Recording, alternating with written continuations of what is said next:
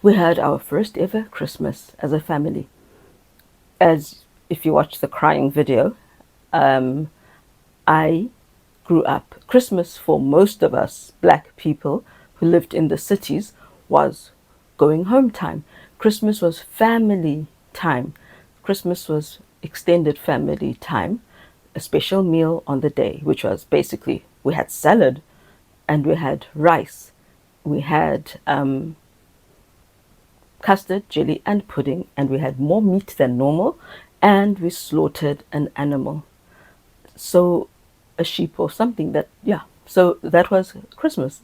Oh, and we dressed up. The children always dressed up in brand new, lovely clothing, brand new party, formal, special clothes. So that's what you did at Christmas time. That is and was the sum total of Christmas. And then I grew up. Before I got married, before I started changing my lifestyle, I thought, oh, when I have children, now that my grandparents are dead, my parents don't go anywhere at Christmas time. We will go to them. They will be the new Eastern Cape or Transkei that we used to travel to. Home, where I was since age 10, will be home for Christmas time. We will go there and I'll bring food and I'll spoil my family and we'll have a lovely day together. I also dreamt that I would go to them or they would come to me one Sunday a month so that I could feed them and they would eat with us. I changed my diet. They weren't happy with that. It got irritating when I ate my non-meat and they ate their meat. So that became a problem because I was an irritant. And as you know, when we got children, it became now all-out war, where my father would tell my children, you shouldn't be homeschooled, you need this and that. And so it became a matter of we need to protect our children from my father and the snide, sarcastic remarks my mother used to make about people's appearances and my son and his stupidity, intellect, those things. So unfortunately, none of that happened. Sundays, no Christmas. And as you know, the hope died when my dad died that he would change and just love us and accept us, that he would talk to us about our hopes. What do you want to do when you finish school? That. So, yeah, that's where we are. We are at Christmas. We are Seventh day Adventists. Seventh day Adventists, like the true, deep, studying Seventh day Adventists, don't celebrate Christmas. I've never sent a message to someone saying Merry Christmas. I know, because we all know, not even Seventh day Adventists, but if you actually study it, Jesus was not born in December at all. Jesus was not born on December 25. And so we knew Jesus wasn't born on Christmas Day, so we don't need to celebrate his birth on Christmas. Also, it didn't make logical sense. If we're saying, thank you, God, that you were born, then we should be giving him gifts, not each other. It's not our birthday, it's Jesus' birthday. So that was the other logical thing why we didn't celebrate Christmas, my husband and I. And when we had our first two, we explained it to them that, okay, actually, we didn't explain anything because it was just another day. And we're homeschooled, so where would they ever have heard about Christmas? Around Christmas time, they would see decorations going up, but to them it was just decorations. And then later on, when they grew older and they started reading, I explained to them why we don't celebrate Christmas, and they were happy. What we do on Christmas or for Christmas, or like on Christmas Eve, is good. Instead of giving each other gifts, because I give them gifts anytime during the year, our practice until now had been to give my practice, it was my idea, to wrap gifts and give them any time of the year. And then they're surprised and happy. So who needs gifts on that day when you get gifts some other day? So what we did was do good. Because it's allegedly to celebrate Christ's birth, but Christ is not here in front of us, we would then give to Christ's children. The most recent thing we did when the twins were in their car seats was to go and give job seekers parcels of food and stuff like that for Christmas. For their Christmas. This year, it's different. And I always knew that the time would come when it would be different, because my children, my younger four, they do Khan Academy kids. With my older two, because they could read properly at age 3 and 4, we just did the normal curriculum, and none of the Mennonite curricula mention Christmas either. It's not there. The Christian curricula I've used, all of them, there's no Christmas, because I guess they know Christ was not born on December 25. So we never had to deal with Christmas. But, and we still don't in our textbooks, but my children, because of their dysgraphia problems, the inability to write, they type. Because they learn better from a screen than from me verbally, they have iPads. And so, Khan Academy and Starfall, and a new drawing app that I put on recently, they all mention Christmas. And then there are the therapists and the pediatricians. Last year, my daughter's pediatrician said, "Oh, your birthday is on the 27th of December. So how do you celebrate Christmas? Do you get your gifts on the 25th? Do you have two celebrations?" And my daughter was clueless, because I don't know what you're talking about. Plus, she honestly doesn't know when her birthday is anyway. And we didn't do Christmas. It was just another day with dad home. That's the only difference it has been all this time. So now they've got Khan Academy, and they've got our very talkative twin, who is a sponge. She hears and she absorbs and she keeps it, and then she regurgitates it. So thanks to Khan, the drawing app, and Starfall, she knows soon Christmas is coming. And at Christmas time, there's Santa. Again, which we know is not, there is no Santa. And we had to approach it in some way. Again, we used the Seventh-day Adventist way, which is, if you read all the writings of our founder about Christmas, she does make provision for our children, even for each other. She says everybody likes to give gifts, so give gifts on Christmas and for the New Year, but just make sure it's gifts that are useful. I know there was shock and horror when there was a church that had a Christmas tree in the church building, in the church itself. But even she said it's okay to have a green tree, an evergreen, in the church, if you will put tithes or offerings or gifts under the tree to bless people.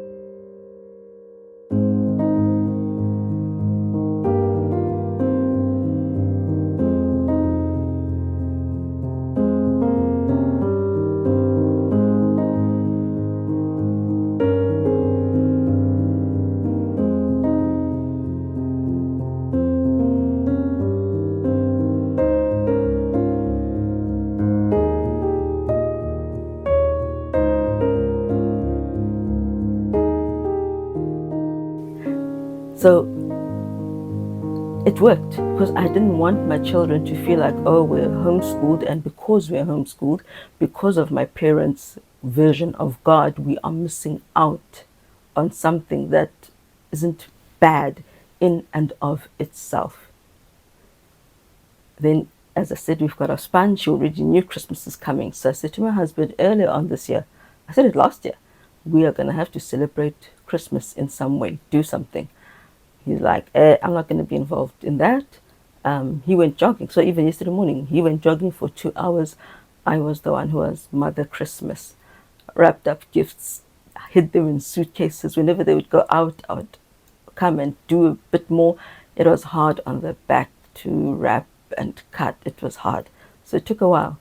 And yeah, so we wrapped up some gifts. I wrapped up some gifts.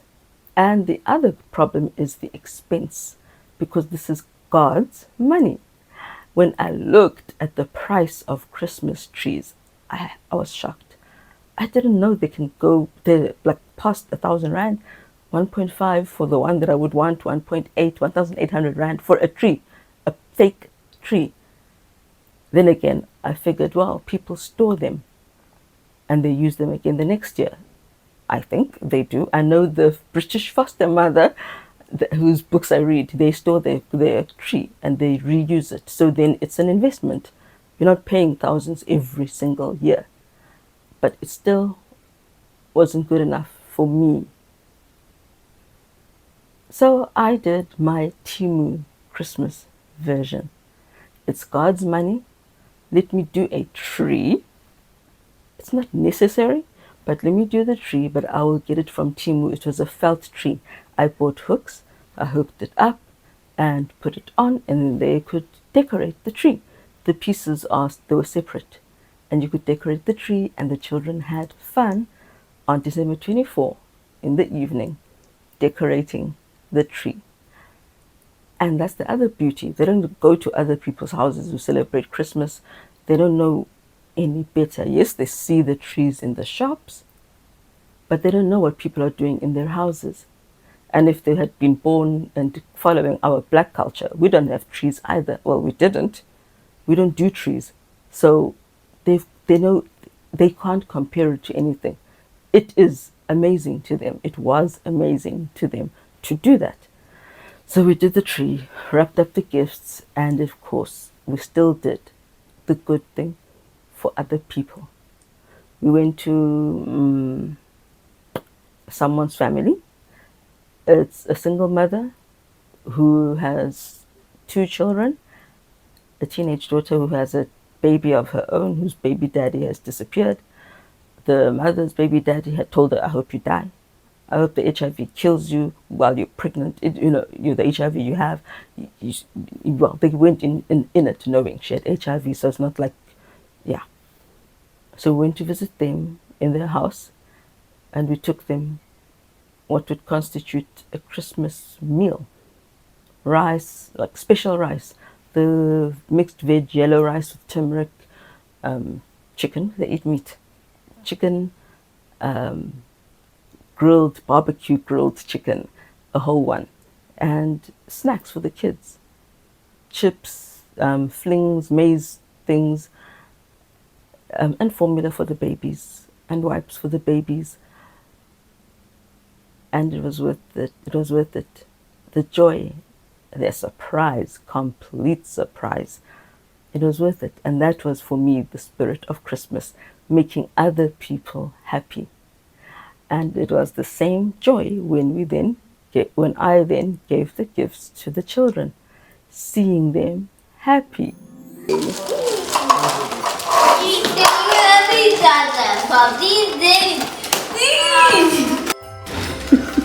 What are you? Keeping it real. Going from yesterday.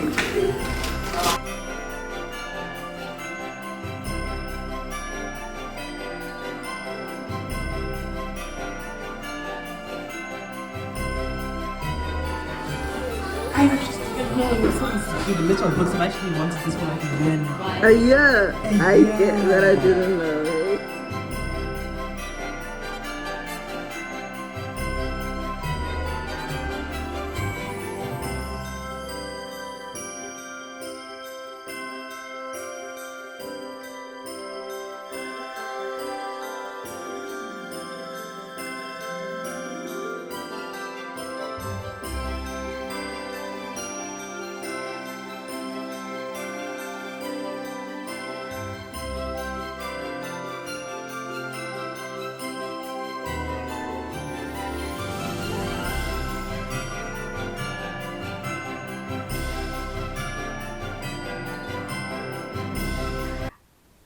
My daughter stole her brother's tractor. I don't know what she did with her own one. She had it because I know her. She likes cars. I told the children, write down 3 things you want.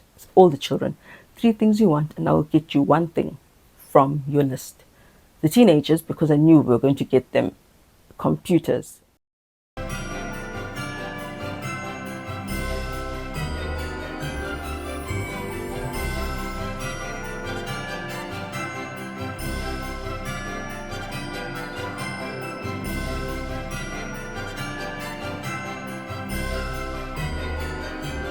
it was, I only bought the one thing on their list, which was books. They wanted books, so I bought them book each and a laptop bag and a laptop. So that's what they got. If you're going to university next year, you can use it. The children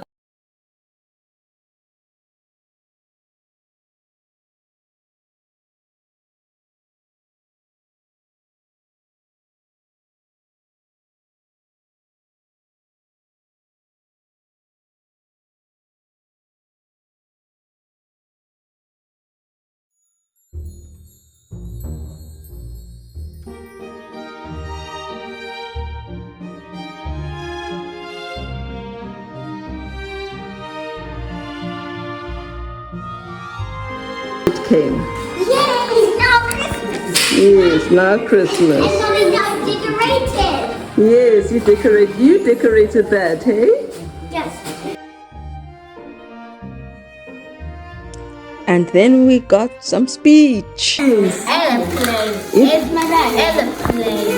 Yes, it is. Airplane. Aeroplane. It's an airplane. It is. Airplane. Yes. Now there's who are making noise in the background there. Pardon? They're making noise in the background there.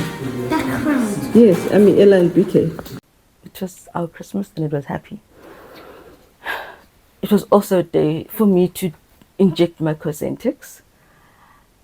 The nurse checked that I did receive my delivery, and we continued. Things are still bad. I'm still suffering. So I just told her that yeah, I'm ready and primed, but this is what is happening. So she too, like the rheumatologist nurse, said, "Oh my, you need to contact your doctor and make a plan, a way forward, because clearly Cosentyx is not for me." So I told her, well, my appointment is only for March, but I did see her about the drips and the injections, and yeah. So she knows, she knows.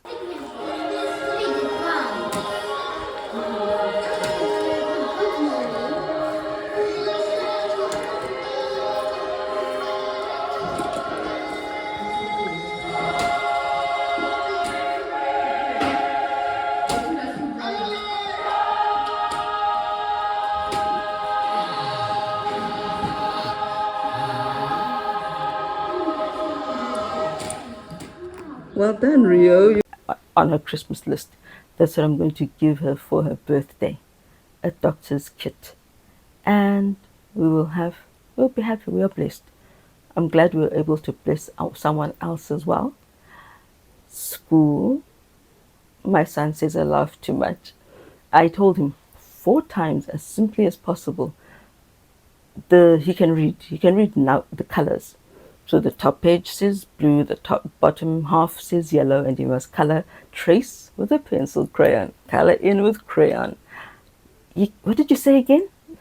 So I said, okay, trace with pencil crayon. He picks up a crayon and he starts tracing. I said, Mikaya, what are you doing? So he's just he makes me laugh. He makes me laugh. He's so innocent. He's not naughty. He's not rebellious.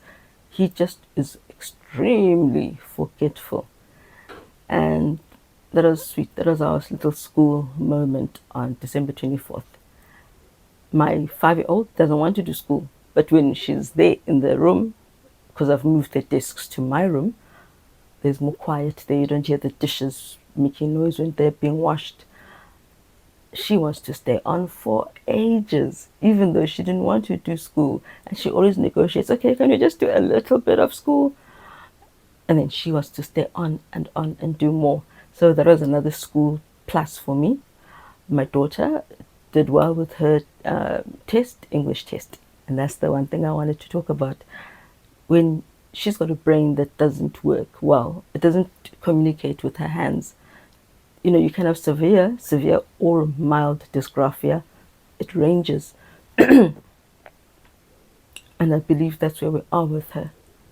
You'll see the page and how she wrote and the spelling for the tube, sock, she herself couldn't write it, things like that.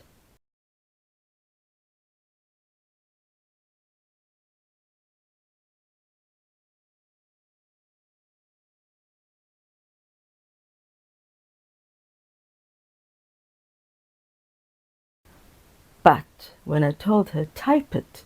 Why don't you type the answers rather? She only got one wrong. She spelled everything else correctly. It's just flabbergasting. It really is. How big a difference, or the challenge it places on a challenged child when they have to figure out, how do I write? And one of the hints of the child having dysgraphia, one of the signs is that they can't hold the pencil properly. Both of my children, Mickey and Amy, who are both suspect have dysgraphia, can't hold their pencils properly. You can only really, like dyscalculia, they really only assess after age 9, though you can tell earlier, even by age 5. So she holds the pencil funny. She's like in a funny position. How do you write like this? Whereas the typical stance, and what one of our books taught that I must teach the children, is you put your hand on the book so that it doesn't move around, but put one hand on the book and you write kind of at an angle. And that's how I used to write. But they will be like far away, and then they'll put the chair far back, the table is in front, and they're writing like this. Yeah, all of them, all 3 of them. It's very different to my 2 children. But she did well when she typed. Maths, I have no clue. I absolutely have no clue what the best way will be for her. And with him, for him. We'll see. We'll see. But yes, that's how I'm going to end this update. Happy children, playful children, and fewer tantrums. I'm going to confess. This is my last thing now. When our daughter was diagnosed and she was put on different medications, our daughter, my non-speaker, who does say things, but not 90% of the time she doesn't say things. Or when you ask her, she doesn't usually answer. But yeah, so she's on Strattera for her ADHD symptoms. She's on Risperdal, which is an antipsychotic for her mood. She is on Alicet, which is an allergy syrup for her allergies. And she's on Menograin, which is a migraine tablet, but off-label uses to help sleep. And then she had also been prescribed Lorian, which is an antidepressant that also has anti-anxiety effects. This is fluoxetine. That's the real name, fluoxetine, but the brand name is Lorian. And I just thought, this is too much. Plus, they expect us to give the children all the supplements that are helpful for autism and ADHD, and they ask you, the pediatricians ask you, the psychiatrists ask you. So I thought, wow, even if I wanted to stop, because those things are expensive, and you divide it amongst 4 children, tablets finish fast, supplements finish fast. But when they ask you, you think, Hugh, I'm glad I'm doing it because I don't want them to think I'm this uncaring parent, which I wouldn't be. I'd just be a poor parent. So I had taken off the fluoxetine, and she had been becoming worse, rougher, angrier. And so I said, okay, let's put it back, half a tablet each morning. And she's calmer. She's happier. She's calmer. She's quieter. She shows more happiness and excitement. And she's patient. She will knock on the door if I've locked, because, as I said, she likes to get onto my bed, and I need to rest. I tried to lie on the sofa. I couldn't. It's not comfortable. I need my bed. So when she's there, then I can't lie on my bed and work. So she knocks, and then she takes her sister's hand. I don't know if she thinks her sister's hand has magic that will unlock the door, but yeah, so she knocks. And on Sunday morning, I was in the shower. She knocked and knocked. It was locked. And when I opened the door, there she was, just sitting on the floor, quietly, patiently, waiting. No tantrum, no throwing, no crying, no banging on the door like she usually does, no pulling down the handle over and over and over in anger. It was amazing. It was unlike her. So yes, she's on all the medication. And we'll see. As time goes on, we'll see. My talkative twin is quite violent. We're going to change her medicine around a bit. She even pushed her sister on Saturday, Amarissa. She pushed Amarissa down and then hit her, whacked her. So we need help there. And yeah, that's our story. That is our story. The new year is when? Wednesday. I don't think I'll have done a roundup. So I wish you the best for 2025. Whatever your sickness is, if you've got one and it can't yet be controlled, I hope 2025 will bring resolution for all of us. I hope that those of us who have to create a different sense of family have found it, and that we will rest in each other's love even though we're not together. I hope that those who have started new families will enjoy the new traditions they will do. I just hope that things will be better, and I hope that we'll have strength to bear the things that are going to be harder. See you soon.